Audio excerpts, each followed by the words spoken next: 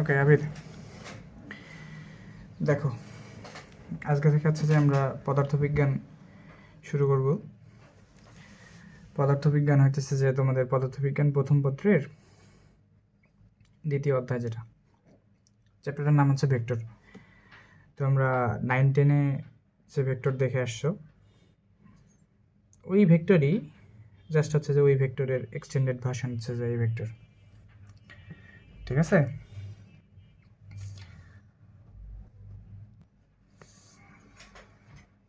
এখন কথা হইতেছে, তুমি যদি নেট অন করো, ঠিক আছে, সবার প্রথমেই যখনই তুমি ফিজিক্সের কিছু লিখে সার্চ দেবা নেটে, ইউটিউবে, দেখবা যে ভেক্টর রিলেটেড হাজার হাজার ভিডিও তুমি পাই যাচ্ছ। ঠিক আছে? তারপরেও হচ্ছে যে আমি তোমাকে এই ভেক্টর চ্যাপ্টারটা করাইতেছি। হ্যাঁ, এর কারণ অবশ্যই আছে। তো আমার সময় ধরো আমি যখন ভেক্টর করছি, অনেক জায়গায় অনেক রকমভাবে শিখছি, স্যারদের কাছে শিখছি, অনলাইনে শিখছি, এখানে শিখছি, ওখানে শিখছি, তো অনেক দৌড়াদৌড়ি করা লাগছে। হ্যাঁ, তো আমি তোমার এখানে ভেক্টর চ্যাপ্টারটা এমন করে শেখাবো, যতটুকু দরকার ততটুকু শেখাবো। হ্যাঁ, এর বাইরে হচ্ছে যে শেখাবো না, কারণ আমিও হচ্ছে যে অনেক এক্সট্রা করে অনেক জিনিসপত্র শিখছি, বাট দিন শেষে হচ্ছে যে আসলে ওগুলো তেমন কিছুই কাজে লাগেনি। যতটুকু কাজে লাগবে আমরা ততটুকু পড়বো। আমার টার্গেট হবে হচ্ছে যে এইচএসসিতে তুমি কীভাবে প্লাস পাইতে পারো, বা অ্যাডমিশনে হচ্ছে যে এখান থেকে যাতে কোশ্চেন আসলে তুমি আনসার করতে পারো, এটা হচ্ছে আমার টার্গেট। ওকে, এখন ফিজিক্স তোমার আমি অনেক দিন থেকে শুরু করাতে চাইতেছি, কিন্তু আসলে একটু ব্যস্ত ছিলাম, এই কারণে শুরু করাতে পারিনি। সমস্যা নেই, এবার দেখি শুরু করাইলাম, দেখি কতদূর করাইতে পারি। যদিও আমার হচ্ছে যে ফিজিক্স করানোর ইচ্ছা ছিল না, বাট পরে দেখলাম যে তোমাকে আমি যদি অন্য কোথাও অনলাইনে ভর্তি করাই দিই, তাহলে দেখা গেছে যে তুমি আরও হিসাবের থেকে বেশি পরিশ্রম করা লাগবে। হ্যাঁ, আমি চাইতেছি না যে আমি যে মনে করো হেনস্থার শিকার হয়েছি তুমি ওইটার মধ্যে পড়ো। ঠিক আছে?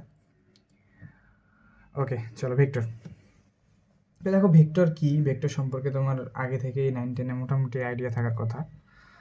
তো আমি ওগুলোতে যাইতেছি না, আমি হচ্ছে যে ওগুলোর বেসিসে হচ্ছে যে ওই 9-10-এ তুমি যা শিখছো ওইটার বেসিসে হচ্ছে যে এই জিনিসটা, এই চ্যাপ্টারটা স্টার্ট করবো। হ্যাঁ, ভেক্টর কি সেটা জানার আগে হচ্ছে যে রাশি কি আমাদের এটা জানতে হবে। হ্যাঁ, রাশি থেকেই মূলত ভেক্টরের জিনিসটা আসছে। তো রাশি সম্পর্কে জানলেই দেখবা যাচ্ছে যে ভেক্টরের কেন প্রয়োজন বা ভেক্টর কি, এই জিনিসটা তুমি বুঝতে পারবা। তো সবার প্রথম জানার বিষয় হচ্ছে আমাদের রাশি।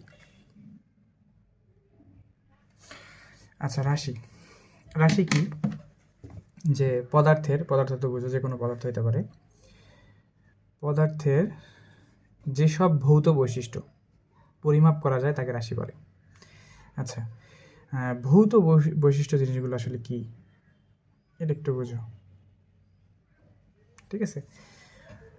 ভৌত বৈশিষ্ট্য হইতে পারে যে পদার্থের বাহ্যিক যে বৈশিষ্ট্যগুলো তুমি দেখতে পারো, যেমন হচ্ছে যে ওই পদার্থটার হচ্ছে যে ভর কতটুকু হবে। ঠিক আছে? ওই পদার্থ কতটুকু জায়গা দখল করবে, তাই না? কতটুকু জায়গা দখল করবে, ওই পদার্থের দৈর্ঘ্য কতটুকু, প্রস্থ কতটুকু, এই জিনিসগুলো হচ্ছে পদার্থের ভৌত বৈশিষ্ট্য। ঠিক আছে? তো এই পদার্থের ভৌত বৈশিষ্ট্যগুলো আমরা যে জিনিস দিয়ে পরিমাপ করি সেই জিনিসটা হচ্ছে কি, রাশি। ক্লিয়ার? তাহলে আমরা রাশি বুঝলাম কি, যে পদার্থের যেসব ভৌত বৈশিষ্ট্য আছে যার মাধ্যমে পরিমাপ করা হয়, তাকে হচ্ছে কি বলা হয়, রাশি বলে। আচ্ছা, আশা করি রাশি বুঝতে পারছো যে রাশি জিনিসটা কি। যেমন দেখো একটা ভর যেমন তুমি মাপো, যে কোনো একটা বস্তু, ধরো এই কলমটার ভর হচ্ছে যে 50 গ্রাম বা 20 গ্রাম, এই যে গ্রাম দিয়ে তুমি পরিমাপ করতেছো, তাহলে গ্রাম হচ্ছে কি এখানে তোমার এই পদার্থের ভর পরিমাপের একক। ঠিক আছে? তাহলে ভরটা হচ্ছে এখানে রাশি। এখন রাশির বিভিন্ন প্রকারভেদ আছে এবং রাশিকে বিভিন্নভাবে হচ্ছে যে ভাগ করা যায়।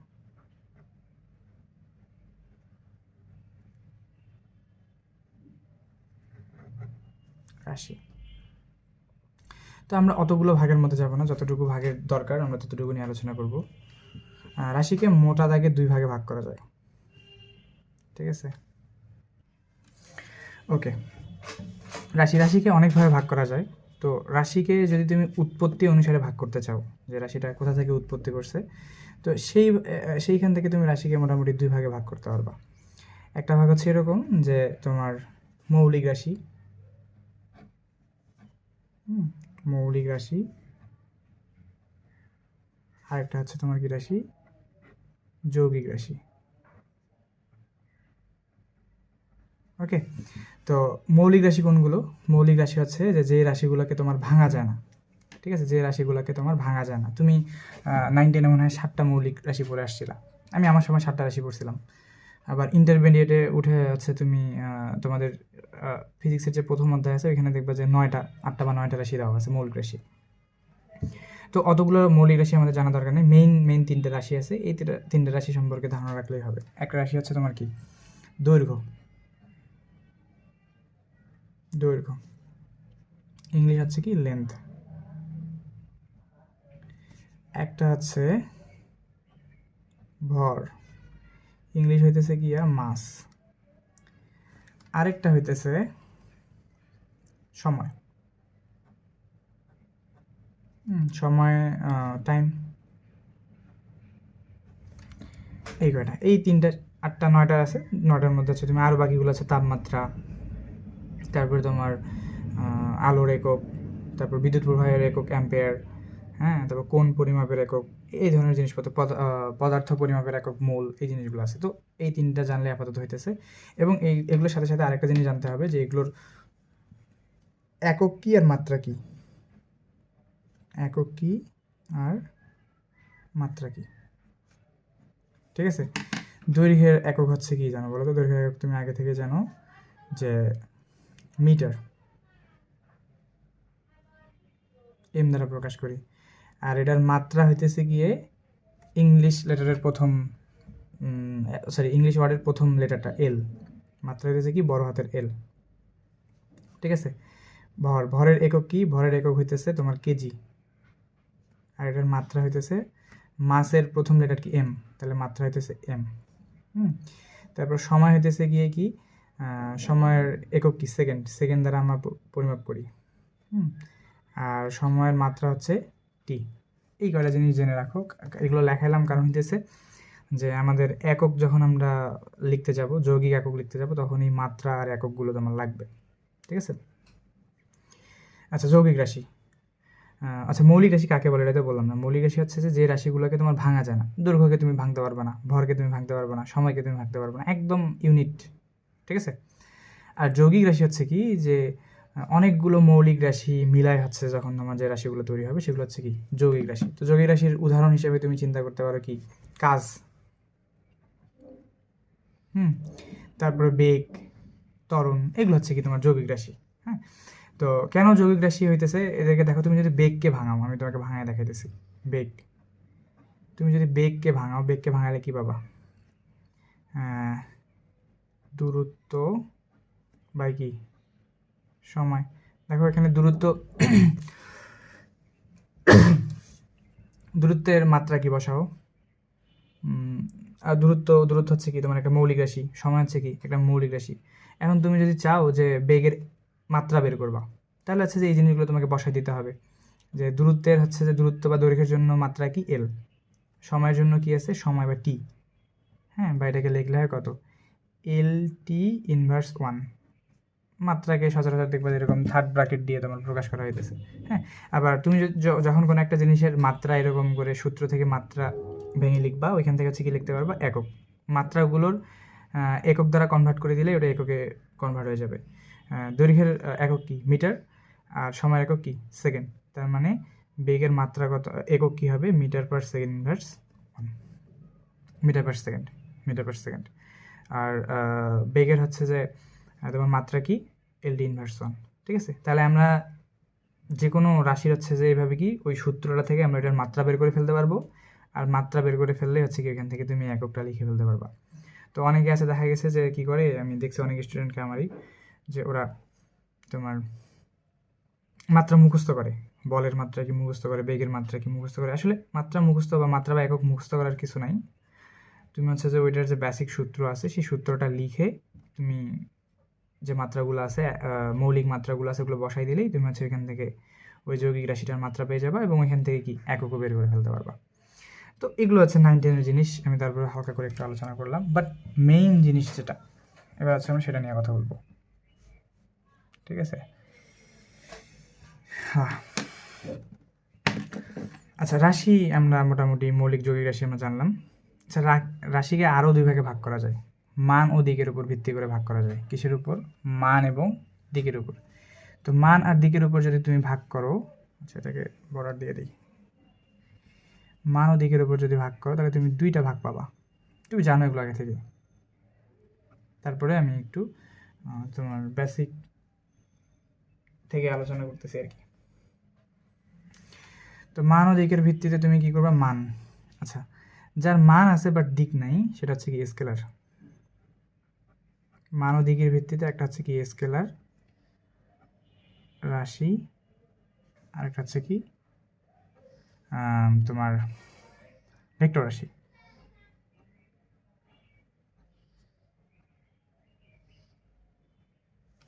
কি রাশি?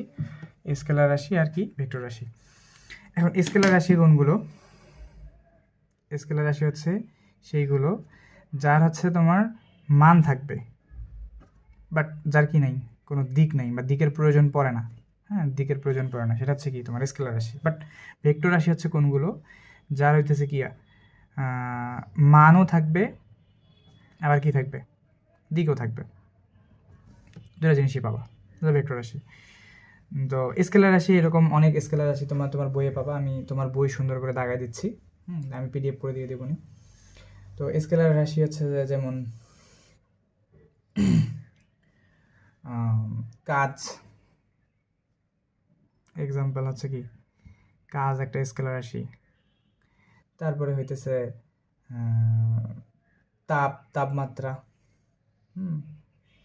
দৈর্ঘ্য, তাপমাত্রা, অনেকগুলো তুমি পাবা।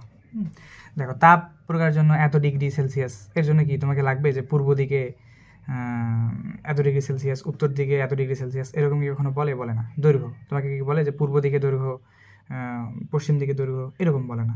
তোমাকে কখনো বলে যে আচ্ছা যে বাম দিকে কাজ, ডান দিকে কাজ, পূর্ব দিকে কাজ, পশ্চিম দিকে কাজ, এরকম কখনো বলে না। তার মানে তোমার কাজের হচ্ছে কি জাস্ট মান হলেই হইতেছে, হ্যাঁ, দিকের কোনো প্রয়োজন পড়ে না। বাট কিছু কিছু জিনিস দেখবা যে রাশির ক্ষেত্রে তুমি দেখবা যে মানের সাথে সাথে দিকেরও প্রয়োজন হইতেছে। হ্যাঁ, তোমার 9, 10-এর বইতে একটা সুন্দর উদাহরণ ছিল যে সবার প্রথমে আমরা এই জিনিসটা বিবেচনা করি যে আসলে রাশি প্রকাশ করতে এই মান আর দিকের এত প্রয়োজনীয়তা কেন, ঠিক আছে? মান আর দিকের এত প্রয়োজনীয় কেন, এটা একটু বোঝো, বা নিচের দিকে একটু বোঝাই। দেখো, এটা ধরো তোমার বাড়ি, এটা ধরো তোমার কি বাড়ি।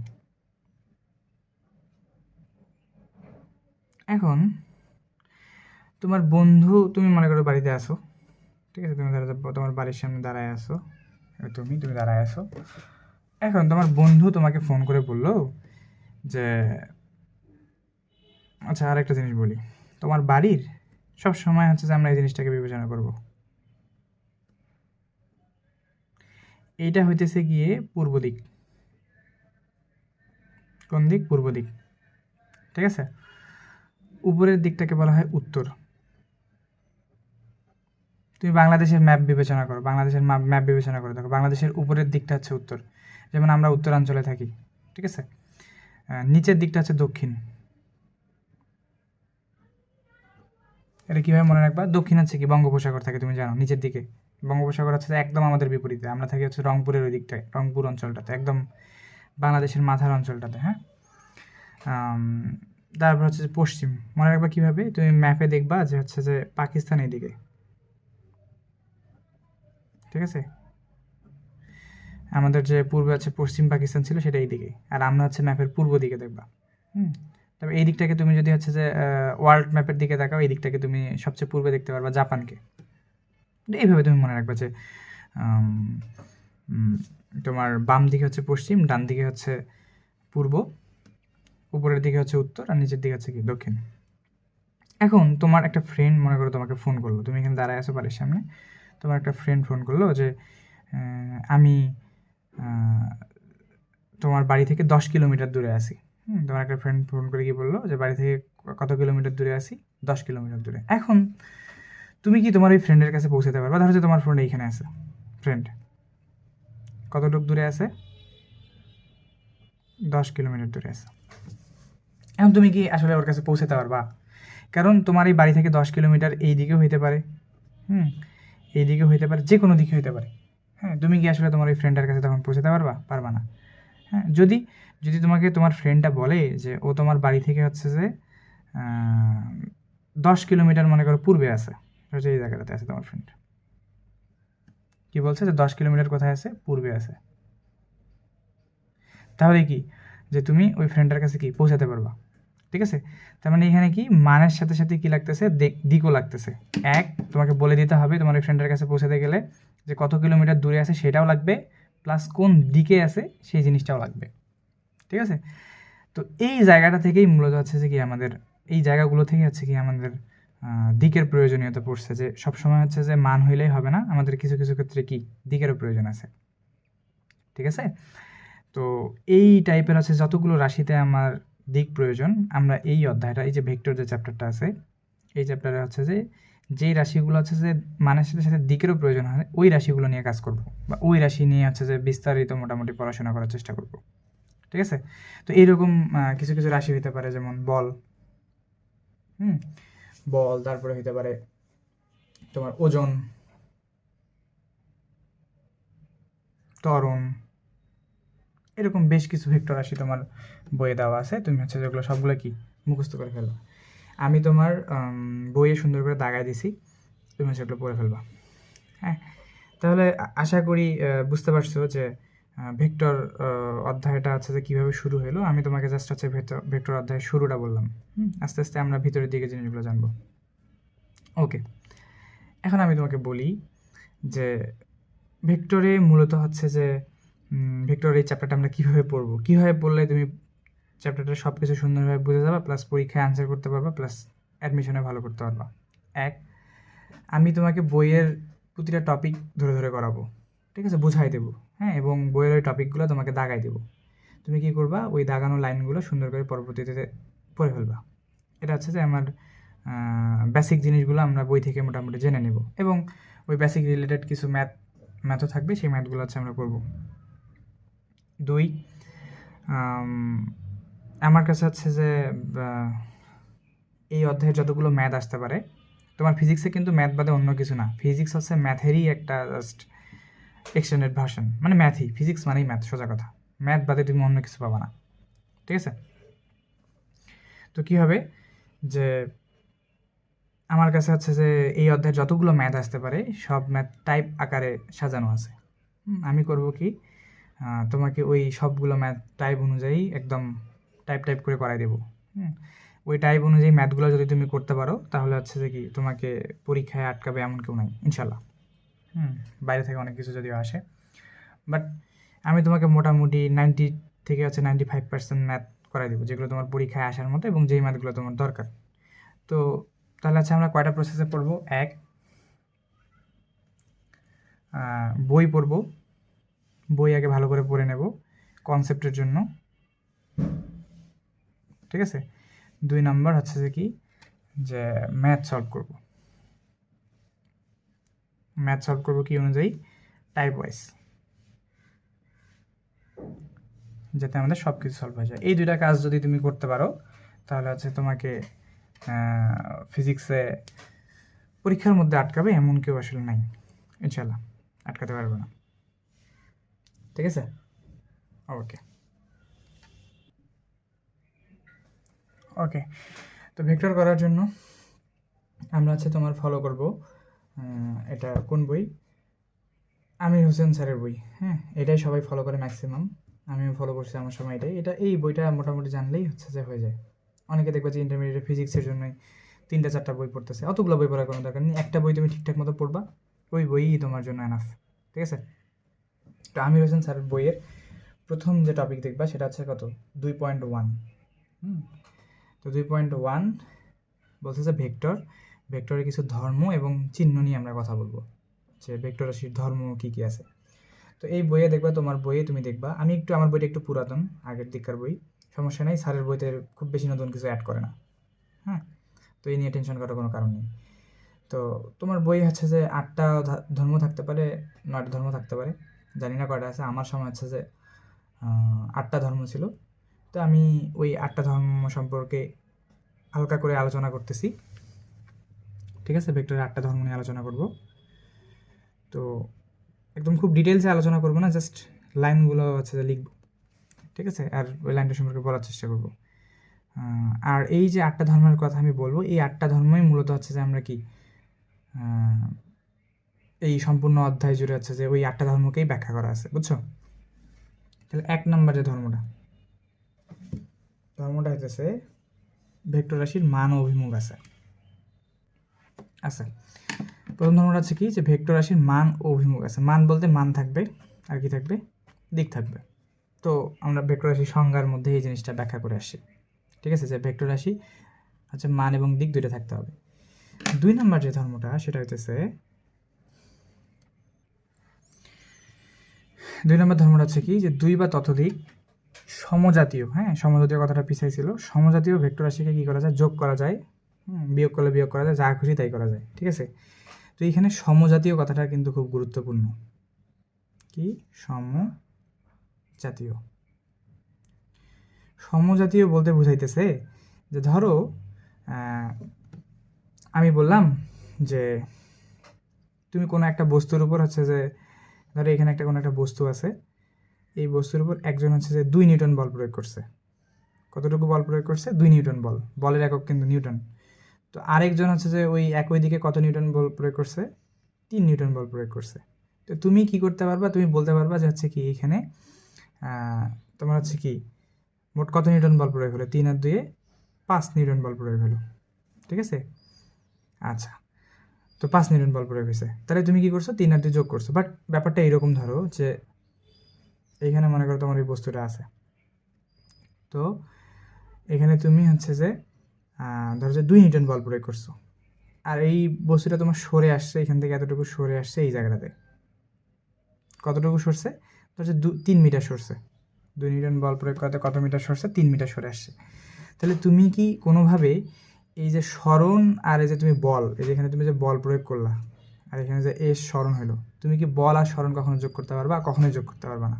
তো এই কারণে তোমাকে হচ্ছে সমজাতীয় কথাটা বলছে, যে একই ধরনের জিনিসগুলোকে তুমি যোগ বিয়োগ যা করো করো, বাট আলাদা আলাদা ভেক্টরগুলোকে তখন কখনোই তুমি কি করতে পারবে না? যোগ করতে পারবে না। বলের সাথে সরণ কোনোদিনই কি হবে না? যোগ হবে না। বলের সাথে বেগ তুমি কখনো কি করতে পারবে না?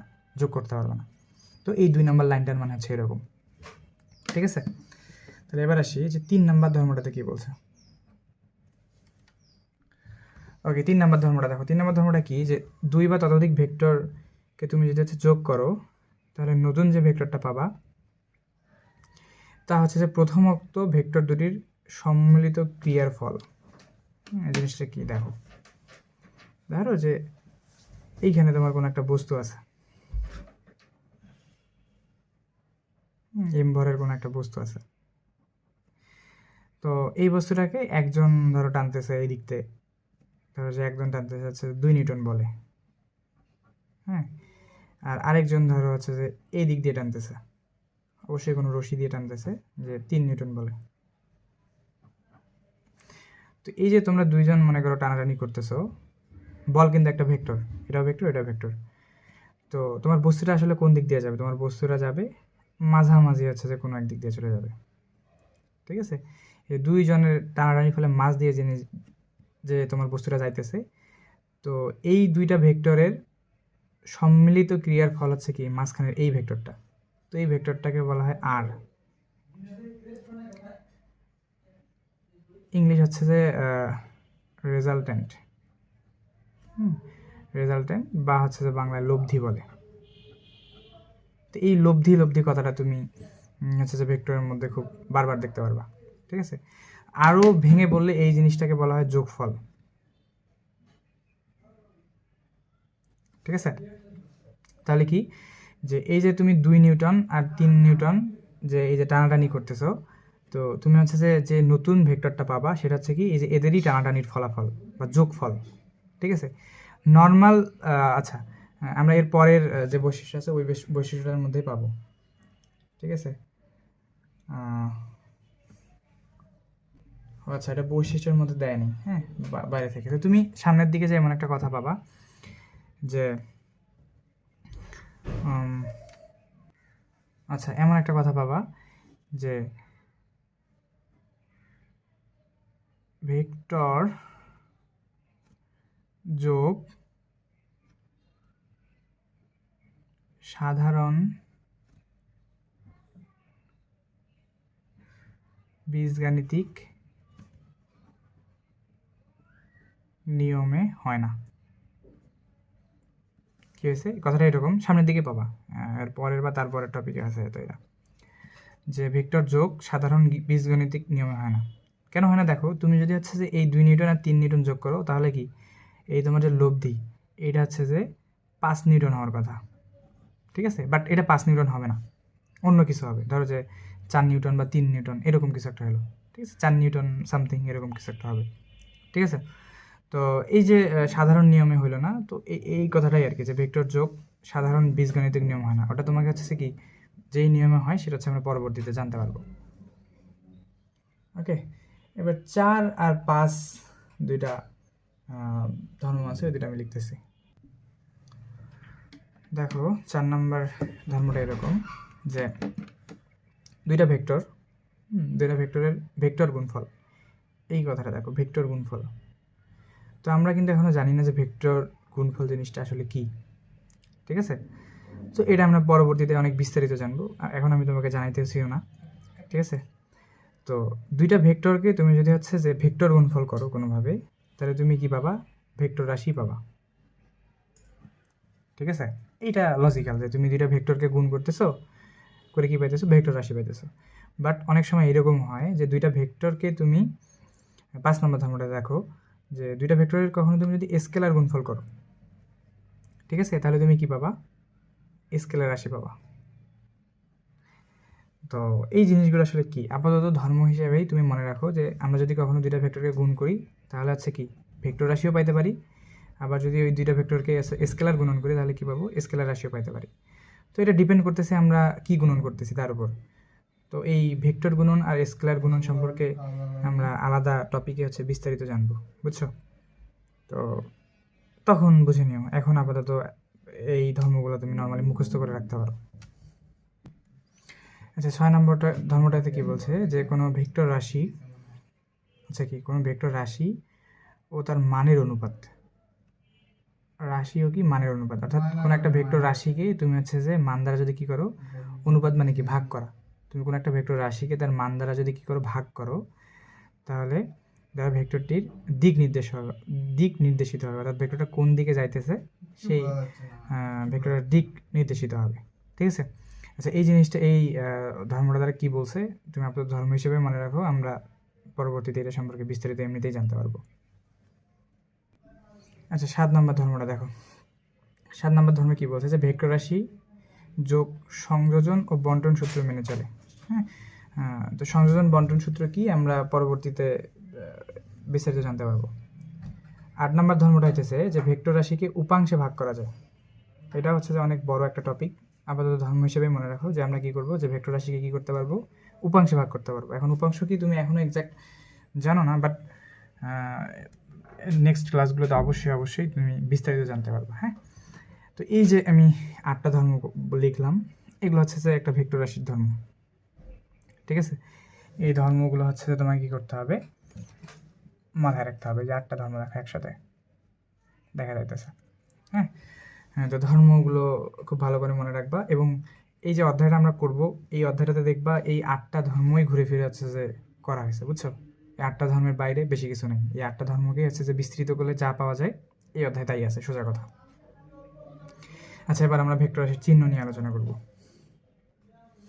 আচ্ছা, এবার হচ্ছে কি, যে ভেক্টর রাশি কীভাবে প্রকাশ করা হয় বা ভেক্টর রাশির চিহ্ন জিনিসটা কি। ধরো যে এটা একটা ভেক্টর মানে কি, অবশ্যই দিক, এটা একটা কি ভেক্টর, এ নামের এটা একটা ভেক্টর। তো ভেক্টরকে প্রকাশ করা হয় কীভাবে, যে এইরকম এই সম্পূর্ণ ভেক্টরকে তুমি এ ধরো, তো এর মাথায় এরকম একটা তীর চিহ্ন দিয়ে ভেক্টর প্রকাশ করা হয়। হ্যাঁ, অনেক সময় এরকমও লেখা থাকতে পারে যে এ একটা বার দেওয়া থাকতে পারে, এটাও ভেক্টর নির্দেশ করে, ঠিক আছে। আবার অনেক সময় দেখবা যে এর পরে যদি কখনো এরকম দেওয়া থাকে যে এর নিচে একটা তোমার বার দেওয়া আছে, এটা হচ্ছে কি তোমার ভেক্টর প্রকাশ করতেছে। তো তবে সচরাচর আমরা ভেক্টর এইটা দ্বারা প্রকাশ করি, এর উপর একটা তীর চিহ্ন দিয়ে, ঠিক আছে। তো এরকম যে কোনো ভেক্টরকে আমরা কি করব, এ বি সি ডি যা হোক সেটার উপর একটা তীর চিহ্ন দ্বারা আছে ভেক্টরটাকে প্রকাশ করব। আচ্ছা, এটা দ্বারা ভেক্টরের কি প্রকাশ করলাম, এটা দ্বারা ভেক্টরের দিক প্রকাশ করলাম, ঠিক আছে। এটা দ্বারা কি প্রকাশ করলাম, দিক প্রকাশ করলাম। তাহলে এটার মান কি দ্বারা প্রকাশ করা হবে, এটার মান প্রকাশ করা হয় এরকম করে, এই ভেক্টরের তুমি যদি দুই সাইডে মডুলাস ইউজ করো, তাহলে এটা দ্বারা নির্দেশ করে ভেক্টরের মান, ঠিক আছে। এই ভেক্টরের দুই দিকে মান নির্দেশ করে। আচ্ছা, আমরা আরেকটা ইউজ করি, হ্যাঁ, যে এ ভেক্টরের মধ্যে যদি কোনো বার ইউজ করা না হয়, এটাও কিন্তু কি নির্দেশ করে, মান। তো ম্যাক্সিমাম টাইমে দেখবা যে হচ্ছে যে ভেক্টরের মান প্রকাশ করার জন্য জাস্ট আমরা ভেক্টরের উপর কোনো কিছু দিব না, বোঝাবো যে ওইটা হচ্ছে যে ভেক্টর, ওইটা দ্বারা ভেক্টরের মান। আর যদি তুমি ভেক্টরের উপর এরকম তীর চিহ্ন দেখো, তাহলে হচ্ছে কি ওইটা ভেক্টরের দিক।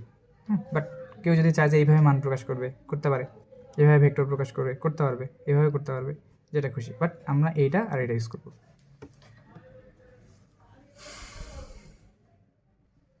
আচ্ছা, এবার আমরা ভেক্টরের সব থেকে গুরুত্বপূর্ণ একটা জিনিস নিয়ে আলোচনা করব, সেটা হচ্ছে আয়ত একক ভেক্টর। তো এটা গুরুত্বপূর্ণ কেন বললাম, কারণ ভেক্টরের তুমি যত যাই কিছু দেখবা, সব কিছু দেখবা যে এই ভেক্টরটার উপর ভিত্তি করেই হচ্ছে যে তোমার সব ভিত্তি করে তোমার মোটামুটি সবগুলো ম্যাথ তুমি এটার মধ্যে থেকে পাবা। তার মানে তোমাকে আয়ত একক ভেক্টরটা ভালো করে বুঝতে হবে। আয়ত একক ভেক্টরটা কি, কিছুই না, ঠিক আছে। কীরকম, ধরো আমার হাতে এখানে একটা কিউব আছে, দেখো, ঠিক আছে, আমার হাতে দেখো একটা কিউব আছে, ওকে। তো কিউবের হচ্ছে যে কয়টা অক্ষ আছে দেখো তো তুমি, কিউবকে তুমি যে চিন্তা করো, এই দিক দিয়ে একটা অক্ষ, হ্যাঁ, তারপর এই দিক দিয়ে একটা অক্ষ, আর ওই দিক দিয়ে একটা অক্ষ, তিনটা অক্ষ। তো এই তিনটা অক্ষকে আমরা হচ্ছে যে এই দ্বিমাত্রিক খাতার ভিতরে আগে স্থাপন করব, ঠিক আছে। এই তিনটা অক্ষকে স্থাপন করি, যে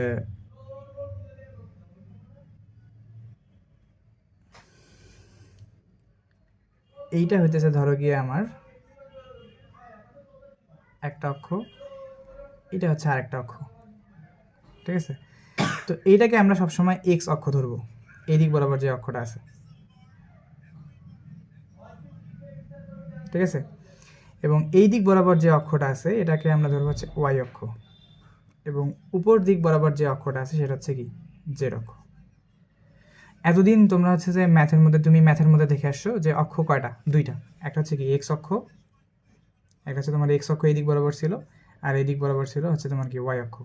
এখনও তাই আছে, এখনও ওই দুইটা অক্ষ নিয়েই আমরা আলোচনা করবো, বাট এখন এক্সট্রা করে কি আমাদের ত্রিমাত্রিক জিনিস নিয়ে আলোচনা করতে হবে, ঠিক আছে। তুমি যদি এই কিউবটার কথা চিন্তা করো যে কোনটা কি অক্ষ, দেখো এই কিউবের মধ্যে উপরের দিকে যেটা আসছে সেটা হচ্ছে তোমার জেড অক্ষ, এই দিক বরাবর যেটা চলে গেছে সেটা হচ্ছে তোমার এক্স অক্ষ, আর সামনের দিকে যেটা আসছে এই দিক বরাবর যেটা আসছে সেটা হচ্ছে কি তোমার ওয়াই অক্ষ, তিনটা অক্ষ। এক্স অক্ষটাকে সরাই লিখি, তিনটা অক্ষ।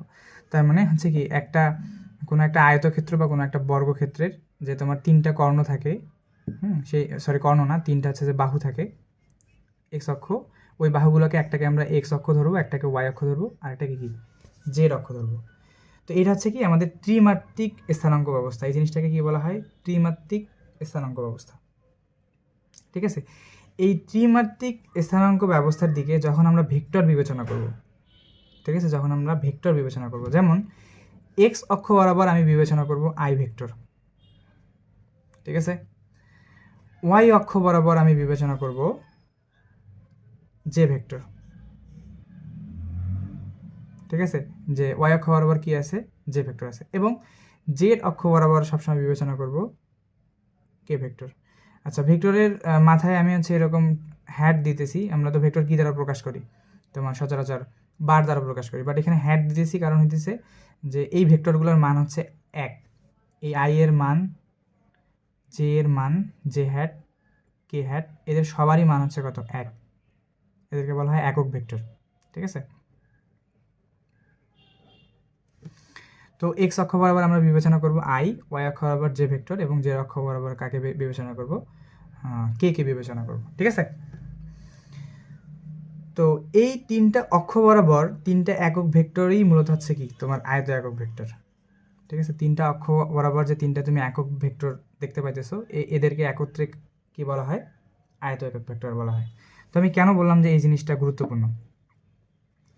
বলার কারণ হইতেছে তুমি সব ম্যাথের মধ্যেই এই ভেক্টর সম্পর্কে তুমি হচ্ছে কি দেখবা যে এরা কোনো না কোনোভাবে আছে। কীরকম করে আছে দেখো। ধরো আমরা ভেক্টর ইউজ করব কি, কোথায় ইউজ করব? ধরে নাও এটা হচ্ছে এমন একটা স্থানাঙ্ক ব্যবস্থা, এদিক বরাবর তোমার এক্স, এদিক বরাবর তোমার ওয়াই, এদিক বরাবর হচ্ছে কি তোমার জেড। তো একটা বস্তু এইখানে কোথাও একটা আছে। তুমি হয়তো এইখানে ধরো যে পি একটা বস্তু এখানে, তো তুমি এই পি বস্তুটার কাছে কিভাবে আসতে পারবা?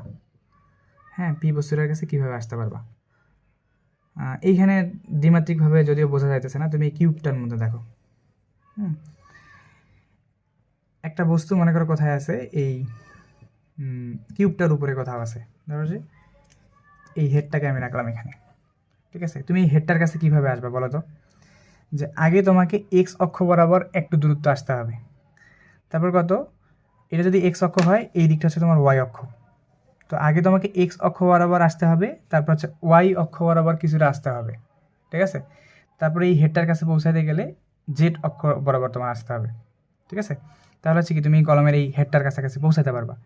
বাট এটা তো ত্রিমাত্রিক জিনিস, আমি তোমাকে ত্রিমাত্রিকভাবে সুন্দরভাবে দেখাতে পারতেছি, বাট খাতার মধ্যে তো ওইভাবে ত্রিমাত্রিক জিনিসকে বোঝানো যায় না।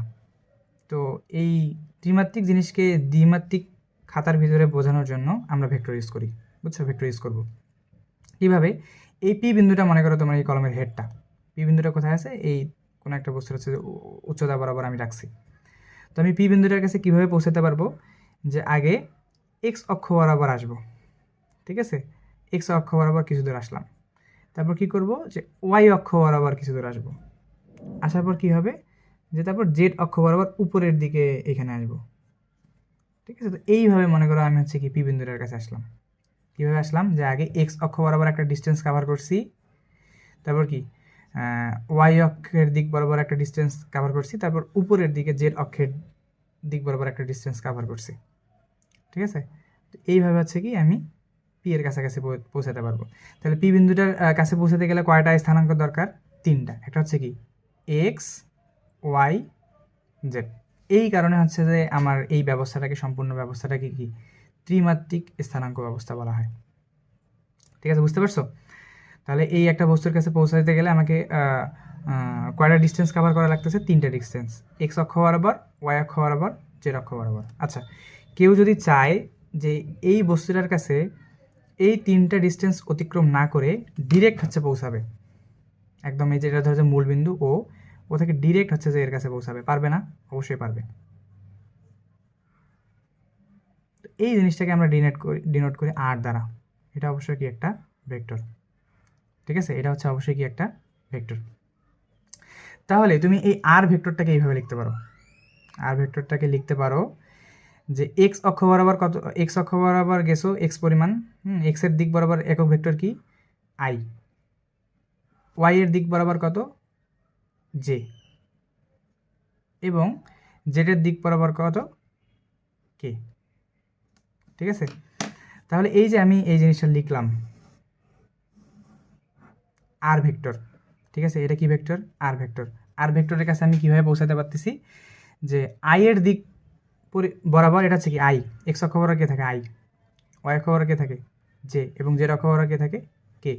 তার মানে পি বিন্দুটার কাছে আমি কীভাবে পৌঁছাইলাম? যে এক্স অক্ষ বরাবর, সরি, আই এর দিক বরাবর এক্স পরিমাণ আসছে, জে এর দিক বরাবর ওয়াই পরিমাণ আসছে, এবং কে এর দিক বরাবর হচ্ছে কত? জেড পরিমাণ আসছে, ঠিক আছে? এই 3টা ডিস্টেন্স কাভার করে আমি কোন বিন্দুটার কাছে পৌঁছাইছি? পি বিন্দুটার কাছে পৌঁছাইছি। অথবা আমি এই জিনিসটাকে চাইলে ডিরেক্ট কীভাবে লিখতে পারি? আর, যে মূল বিন্দু থেকে ডিরেক্ট ওই বস্তুটার কাছে পৌঁছাতে গেছি, ঠিক আছে? তার মানে আমি বলতে চাচ্ছি, এই আর বলতে বোঝাইতেছে ধরো যে হেডটা তোমার এই জায়গাটাতে আছে, তুমি একদম এই কর্ণ থেকে, দাঁড়াও, হেডটা মনে করো এটার উপরে আছে, তুমি একদম এই কর্ণটা থেকে একদম এর ভিতর দিক দিয়ে এই হেডটার কাছে পৌঁছাইছো, এটা একটা নিয়ম। তো এই কারণে হচ্ছে কি আমি আর ইজ ইকুয়াল টু এই জিনিসটা লিখতে পারি, ঠিক আছে? এখন থেকে যে কোনো ভেক্টরই তুমি যদি দেখো, ধরো যে একটা ভেক্টর তুমি দেখলে এরকম, যে এই একটা ভেক্টর লেখা আছে এরকম, 2i plus 3j plus 5k। ঠিক আছে, তাহলে এই এ ভেক্টরটা দ্বারা তুমি কি বুঝবা যে এক্স অক্ষ বরাবর তুমি 2 ঘর আসছিলা, ওয়াই অক্ষ বরাবর তুমি কয় ঘর আসছিলা, 3 ঘর আসছিলা, এবং জেড অক্ষ বরাবর তুমি 5 ঘর আসছিলা। তাহলে এই 3টা ঘর যদি তুমি অতিক্রম করো তাহলে হচ্ছে কি এই এ এর সমান পরিমাণ অতিক্রম করা হয়ে যাবে। ঠিক আছে, এই হলো গিয়ে ব্যাপার। তো এই এখন থেকে আছে তুমি এই জিনিসটা খুব দেখতে পারবা যে একটা ভেক্টরকে এরকম করে সুন্দর করে প্রকাশ করছে। এখন আসে দুইটা জিনিসের মধ্যে, ভেক্টরের মান কি, ভেক্টরের মান কিভাবে বের করবা। ঠিক আছে, এই ভেক্টরের মান বের করার সূত্র হলো কত, এমনি নর্মাল আর আর হিসেবে লিখলাম, নর্মাল আর। তাহলে সেই আর ইজ ইকুয়াল টু তুমি কি লিখবা যে এক্স এর স্কোয়ার প্লাস ওয়াই এর স্কোয়ার প্লাস জেড এর স্কোয়ার, অর্থাৎ আই জে কে এর সাথে যে সহগগুলো থাকবে প্রতিটার স্কোয়ার করার পর যদি তুমি রুট করে দাও তাহলে কি ওই ভেক্টরটার মান পাই যাবা। হ্যাঁ, যে এটা কত মিটার দূরে আছে, যে এইখান থেকে তুমি হচ্ছে যে যদি এই সহগগুলো হচ্ছে বর্গ করে তুমি রুট করে দাও তাহলে সেটার মান পেয়ে যাবা। তাহলে এখন দেখো এই ভেক্টরটার মান কত হবে, তো ভেক্টর দেখে আসলাম, ভেক্টরের মান কত হবে, ভেক্টরের মান হবে এ, নর্মালি তুমি কি লিখতে পারো root over 2a square plus 3a square plus 5 square, সবগুলো যদি করো তাহলে কত আসে যে 25 9 34 38, রুট ওভার 38। ঠিক আছে, এটা হচ্ছে কি এই ভেক্টরটার মান। ঠিক আছে, রুট 38 করলে কত 6 পয়েন্ট সামথিং হবে, 6 পয়েন্ট কিছু একটা হবে। ঠিক আছে, তাহলে বোঝাইতেছে যে মেইন অক্ষ থেকে এ কতটুকু দূরে আছে, 6 মিটার বা 6 সেন্টিমিটার, যে এককে তুমি বিবেচনা করো সেই একক বরাবর আসছে। ক্লিয়ার? তো এইভাবে আছে কি আমরা কোনো একটা আমরা এখানে বেশ কয়েকটা জিনিস জানলাম, যে ভেক্টরের চিহ্ন সম্পর্কে জানলাম, তারপরে কি আয়ত একক ভেক্টর কি সেটা জানলাম, তাহলে আয়ত একক ভেক্টরটাকে প্রকাশ করা যায় কিভাবে সেটাও জানলাম, এবং ওই আয়ত একক ভেক্টরের মান কিভাবে বের করা যায় সেটা সূত্র জানলাম। ঠিক আছে, এটা হচ্ছে তোমার আয়ত একক ভেক্টর, আর এটা হচ্ছে কি আয়ত একক ভেক্টরের কি মান সম্পর্কে জানলাম। তাহলে মোটামুটি একদিনের ভিতরে যতটুকু, এর বেশি আছে জানার দরকার নেই। তাহলে তুমি তোমার বইয়ের প্রথম 2টা পেজ যদি এবার পড়ে ফেলো তাহলে বুঝতে পারবা যে এখানে কী কী আছে। ঠিক আছে, বাকি লেকচারগুলোতে আমরা চেষ্টা করবো যে শেষ করে ফেলার।